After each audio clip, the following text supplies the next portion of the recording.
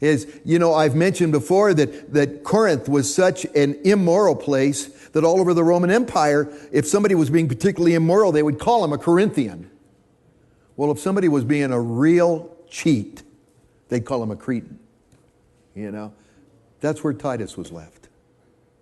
And so Paul now is writing this letter back to Titus to encourage, help, give some guidance as he oversees the churches there in Crete.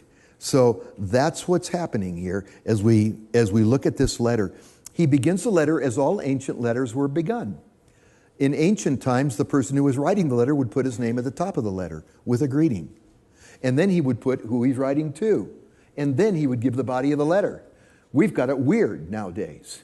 We put, dear such and such. And you look at the front of the letter, he's going, I wonder who this is from. And you got to go to the end of the letter to see who wrote it. Well, they didn't have that problem in those days. So notice, he begins the letter as he does all of his letters.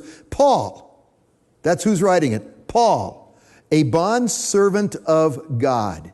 Paul's describing himself. Now, I want you to know who I am. I am a bondservant of God. That the word in the Greek is doulos. It's the word for a common, ordinary slave, called a bondservant. The reason it's translated bondservant is because this was a slave that wasn't pressed into slavery, but gave himself to be a slave of the living God. God called him and he said yes to God. I will serve you. I will serve you with my life. I will serve you any way you want me to serve you. I'll go wherever you want. I'll do whatever you want. My life is in your hands. My life is no longer my own. It belongs to you, God. Do you realize, brethren, right there is the answer to life?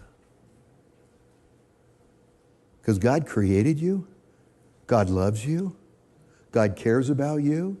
God has a plan for your life. He has a home in eternity He's prepared for you. Best thing you can do with your life, anybody, is say, here it is, God, do whatever you want with it. And when that prayer is said in sincerity, God never says no.